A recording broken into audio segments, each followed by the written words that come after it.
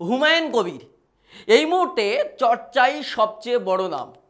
এই হুমায়ুন কবির নাকি নতুন দল খুলবেন, কিন্তু এই নতুন দল খুলে তিনি কি করতে চাইছেন? তিনি নাকি হঠাৎ করে এখন মুসলমানদের জন্য কথা বলা শুরু করেছেন। কিন্তু কেন? এর পিছনে আসল রহস্য কি? আর সেই নিয়ে আলোচনা করব। হুমায়ুন কবিরকে কারা ফান্ড করছে, কিভাবে আসছে তার কাছে টাকা? একটা পার্টি চালাতে গেলে প্রচুর টাকার প্রয়োজন হয়, সেই টাকা কোথা থেকে পাবেন হুমায়ুন কবির? এই নিয়ে নানা বিস্তর জল্পনা রয়েছে, আর সেই জল্পনা নিয়েই আজ আলোচনা করব। আলোচনা করার পূর্বে বলবো, আপনারা ভিডিওটি শেষ পর্যন্ত দেখুন। ভিডিওটি শেষ পর্যন্ত না দেখলে আপনারা বুঝতে পারবেন না হুমায়ুন কবিরের এই নতুন দল খোলার পিছনে আসল রহস্য কি। তো চলুন শুরু করা যাক।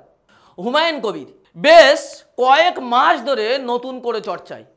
আপনাদের মনে আছে বিধানসভায় যখন শুভেন্দু অধিকারী বলেছিল 2026-এ হিন্দুদের সরকার হবে, আর তখন মুসলমানদের যে কটা এমএলএ হবে তাদের চ্যাং দোলা করে বিধানসভা থেকে বাইরে ফেলে দেব।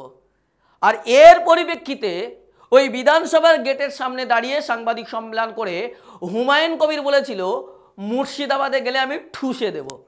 আর এরপর হুমায়ুন কবিরকে দল শোকজ করে। আর তারপরে হুমায়ুন কবির বলেছিলেন আমি তৃণমূলের চামচাগিরি করব না, কারণ আমি আমার ইমান বিক্রি করতে পারবো না। আমি কি ফিরাদ হাকিম যে একদিকে পুজো করব আর একদিকে নামাজ পড়ব? আমি এরকম করব না। কিন্তু হঠাৎ করে হুমায়ুন কবির ইমানদার হলো কবে থেকে?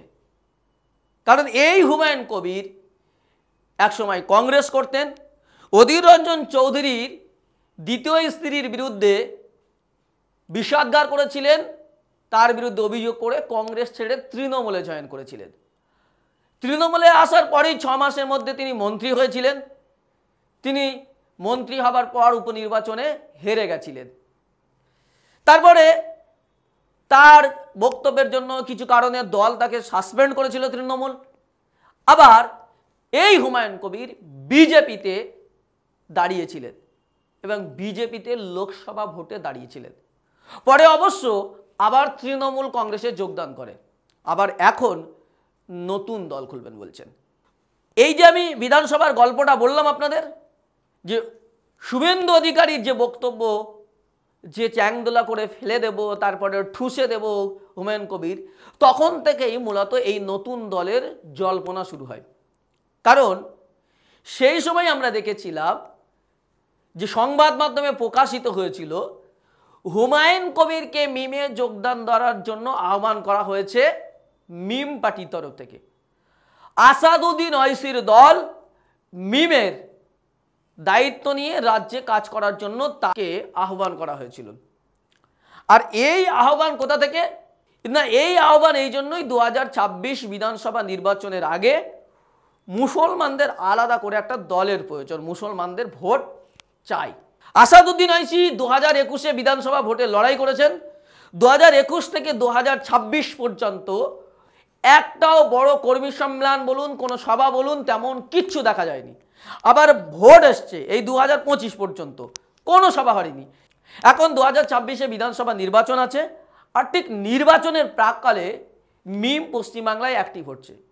আর এ কারণেই মিমকে সবসময় বিজেপির দালাল বলা হয়, অনেকেই বলেন, কিন্তু আমি এটা মানি না বা বিশ্বাস করি না। কিন্তু আসাদুদ্দিন ওয়াইসির দল যা করে বা যে তাদের রাজনৈতিক সিদ্ধান্তগুলো নেয়, প্রতিটি ক্ষেত্রে আমরা দেখেছি বিজেপির সহযোগিতা হয়েছে। বিজেপির দালাল বা বিজেপির সহযোগিতা করে কি আমি জানি না, কিন্তু প্রতিটি ক্ষেত্রে বারবার আমরা দেখেছি যে বিজেপির অনেক ক্ষেত্রে সহযোগিতা করেছে। যে আসাদুদ্দিন ওয়াইসির দল হায়দ্রাবাদে 8টার বেশি 10টার বেশি টিকিট বা আসনে লড়ে না, টিকিট দেয় না, সেখানে তারা 7টা 8টা প্রতি ইলেকশনে তারা বিধায়ক নির্বাচিত হন, সেখানে সেই হায়দ্রাবাদের বাইরে তেলেঙ্গানার বাইরে বেশি বেশি আসনে তারা লড়াই করে, কিন্তু জিততে পারে না। মহারাষ্ট্রে 2টো জিতেছিলেন, একটা তো হেরে গেছেন। তারপরে মহারাষ্ট্রে আপনার ইমতিয়াজ জলিল এমপি ছিলেন, তিনিও হেরে গেছেন। উত্তরপ্রদেশে জিততে পারেনি, সেখানে অনেক আসনে প্রার্থী দিয়েছিলেন। বিহারে 5টা আসনে জিতেছিলেন, কিন্তু সেখানে 4 জন হচ্ছে আরজেডিতে চলে যায়। এবার পশ্চিমবঙ্গের ক্ষেত্রে এই হুমায়ুন কবিরকে পশ্চিমবঙ্গের দায়িত্ব দিতে চাওয়া হচ্ছে, কিন্তু হুমায়ুন কবির সরাসরি তিনি রাজি হননি। হুমায়ুন কবির এই মুহূর্তে দলে ব্যর্থ। হুমায়ুন কবির চায় যে মুর্শিদাবাদ জেলার দায়িত্ব দিক তৃণমূল কংগ্রেস, কিন্তু দল সরাসরি কোনো মুসলিম লিডারকে বড় সড়ো দায়িত্ব দিতে নারাজ। বিশেষ করে যার রাজনৈতিক প্রজ্ঞা রয়েছে, কূটনীতি রয়েছে। হুমায়ুন কবিরের রাজনৈতিক প্রজ্ঞা রয়েছে, কূটনীতি রয়েছে, এবং সেই কূটনীতিতে সে জেলার দখল নিতে পারে। তাই তাকে দলের বড় সড়ো দায়িত্ব দিতে নারাজ তৃণমূল কংগ্রেস। অন্য কাউকে দিতে চাই যে দলের সময় দিতে পারবে না, যে দলকে নিজের কবজায় নিতে পারবে না, রাজনৈতিক যার প্রজ্ঞা নেই, যে কূটনীতি কম বোঝে, তাদেরকে দায়িত্ব দিতে পারে, বিশেষ করে মুসলিম সমাজের যারা আছেন। কিন্তু মুসলিম অথচ রাজনৈতিক প্রজ্ঞা কূটনীতি রয়েছে, তাদেরকে তৃণমূল কংগ্রেস দায়িত্ব দিতে চায় না। সেজন্য হুমায়ুন কবির প্রেসার ক্রিয়েট করে দলকে ব্ল্যাকমেল করে তার জায়গা পাওয়ার জন্য এটা করছে, প্রথম কাজ। দ্বিতীয় হলো, হুমায়ুন কবিরের সঙ্গে আসামের মুখ্যমন্ত্রী হিমন্ত বিশ্ব শর্মার এক গোপন বৈঠক হয়েছে বলে খবর পাওয়া যাচ্ছে। যদিও এর সত্যতা, এর তথ্য আমার কাছে নেই, কিন্তু এরকম একটা সূত্র মারফত আমরা খবর পেয়েছি। এবং সেখানে মুখ্যমন্ত্রীর সঙ্গে কয়েকদিন আগে বিধানসভায় দেখা করেছিলেন যে 3 জন নেতা, তার মধ্যে একজন ছিলেন, আমি নাম বলছি না, তার মধ্যেই 3 জনের মধ্যে একজন সেখানে ছিলেন বলে আমরা জানতে পারছি। এবং এই হিমন্ত বিশ্ব শর্মা তিনি চাইছেন যে পশ্চিমবঙ্গে মুসলিম ভোট বিভাজন হোক, মানে বিজেপির এটা আইডিওলজি। বিজেপি চাইছে যে এখানে 100টা বিধানসভা, মুসলিম অধ্যুষিত বিধানসভাতে মুসলিম ভোট ভাগাভাগি হলে তৃণমূল সেই 100টা আসনের মধ্যে 50-60টা আসনে হেরে যাক। যদি তৃণমূল এই 50-60টা আসনে হেরে যায়, তাহলে সেই জায়গায় বিজেপি 50-60টা সিটে জিতবে। অর্থাৎ বিজেপি যদি এখন 77টা সিট পেয়েছে, আরও 50টা সিট পায়, তাহলে কিন্তু 127টা সিট তারা পেতে পারে। আর বিজেপি টার্গেট করে নিয়েছে যদি 100+ তারা সিট পায়, তাহলে তৃণমূলের এই বিধায়কদেরকে কিনে বা ভয় দেখিয়ে ব্ল্যাকমেল করে তারা সরকার করবে।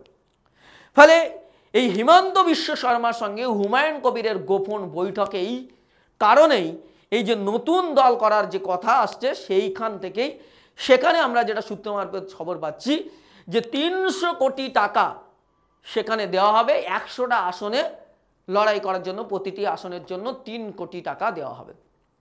এবং সেখানে হুমায়ুন কবির নয়, হুমায়ুন কবির ছাড়া আরও অনেক মুসলিম লিডার তারা কথা বলবেন। দেখবেন হঠাৎ করে একজন নেতা হঠাৎ করে মিমের হঠাৎ করে প্রশংসা করছেন, আসাদুদ্দিন ওয়াইসির প্রশংসা করছেন, কিন্তু এর আগে কিন্তু অত প্রশংসা বা অত কথা বলতেন না। হঠাৎ করে কয়েকদিন ধরে তিনিও কিন্তু এর সঙ্গে জড়িত আছে বলে বা এর সঙ্গে আছেন বলে আমরা জানতে পারছি। এবার গেল তৃতীয়বার, আসাদুদ্দিন ওয়াইসি যে অভিযোগ তার বিরুদ্ধে বিজেপির দালালি করেন বা বিজেপির সহযোগিতা করেন, বলে আসাদুদ্দিন ওয়াইসি চাইছে তার দল থেকে যদি এখানে 100টা আসনে প্রার্থী দিতে পারে, তাহলে এখানে যেমন 100টা আসনে প্রার্থীর জন্য 300 কোটি টাকা বরাদ্দ করা হচ্ছে, পাশাপাশি আসাদুদ্দিন ওয়াইসিও তিনিও বিজেপির কাছ থেকে মোটা অঙ্কের একটা টাকা পাবেন। তাহলে কি হবে, একদিকে ওয়াইসি মোটা অঙ্কের টাকা পাবেন এবং পাশাপাশি এখানে তার দলে যদি 2-1টা এমএলএ এখান থেকে বেরিয়ে যায়, তাহলে তার দলটা পশ্চিমবঙ্গে এস্টাবলিশ হয়ে যাবে। এই হচ্ছে পার্ট, বা এইটা আমরা সূত্র মারফত খবর পাচ্ছি। এবং এর সত্যতা এখনো পর্যন্ত যাচাই করা হয়নি। তবে এখনো পর্যন্ত হুমায়ুন কবিরের এই নতুন দল করার যে পিছনে যে টার্গেট, তার জন্য 3টে কারণ আমরা উপলব্ধি করতে পেরেছি বা আমরা খতিয়ে দেখতে পেরেছি। একটা হচ্ছে দলকে ব্ল্যাকমেল করে নিজের মুর্শিদাবাদের রাজটা করতে চাইছেন। দ্বিতীয় হলো একটা মোটা অঙ্কের টাকা নিয়ে সেখানে নতুন দল করতে পারেন। তৃতীয় হচ্ছে নিজের ক্ষমতা জাহির করার জন্য ওয়াইসিকে কানেক্টেড করে আবার দল করবেন, এবং দলের পরে যদি দেখে পরিস্থিতি ভালো নয়, আবার কিন্তু তিনি তৃণমূল কংগ্রেসে জয়েন করবেন। আবার আরও একটা পার্ট উঠে আসছে, সেখানে অভিযোগ করা হচ্ছে এই মুহূর্তে রাজ্য রাজনীতিতে মুসলিম এবং হিন্দু বা দলিত আদিবাসীদের কাছে বিকল্প রাজনৈতিক ব্যক্তিত্ব হিসেবে নাম উঠে আসছে নওশাদ সিদ্দিকীর। বিশেষ করে সংখ্যালঘু মুসলিম সমাজের একটা বড় অংশ মানুষ নওশাদকে সমর্থন করছেন, বা এই যে সংখ্যালঘু ভোট মুসলমানদের, সেই ভোট কিন্তু নওশাদের দিকে বা আইএসএফ পার্টির দিকে যেতে যাচ্ছে। সেইটাকে আটকানোর জন্য তৃণমূল কংগ্রেস হুমায়ুন কবিরকে দিয়ে একটা দল করছে, যে তৃণমূলের যে বিক্ষুব্ধ ভোটগুলো সেটা আইএসএফে যদি যায় তাহলে আইএসএফ হয়তো কয়েকটা আসন জিততে পারে। ফলে এমন করতে হবে বিক্ষিপ্ত ভোটগুলো ছড়িয়ে ছিটিয়ে যাক, কেন কেউ না জিততে পারে। তাহলে হুমায়ুন কবিরের দিকে কিছু গেল, নওশাদের দিকে কিছু গেল, সিপিএমের দিকে কিছু গেল। তাহলে কি হবে, ভোটগুলো এই যে বিক্ষিপ্ত বিরোধী ভোটগুলো, তৃণমূল বিরোধী ভোটগুলো ভাগ হয়ে গেলে তাহলে কেউ জিততে পারবে না। সেখানে তৃণমূলে জিতবে, কম ভোট পাবে কিন্তু তৃণমূল সেখানে জিতবে। এটা একটা এজেন্ডা হতে পারে বলে আইএসএফের পক্ষ থেকেও কিন্তু দাবি করা হচ্ছে। ফলে হুমায়ুন কবির এর নতুন রাজনৈতিক দল খোলার পিছনে এইগুলোই অন্যতম কারণ হতে পারে। আপাতত এখানেই শেষ করছি, দেখা হচ্ছে পরবর্তী এপিসোডে। যারা ভিডিওটি দেখলেন, যদি ভালো লাগে অবশ্যই কমেন্ট করে জানাবেন, বা কোনো মতবাদ থাকলে আপনারা জানাবেন। আর আমাদের চ্যানেলে নতুন হলে চ্যানেলটি সাবস্ক্রাইব করুন, ভিডিওটি ভালো লাগলে শেয়ার করুন। সকলকে ধন্যবাদ।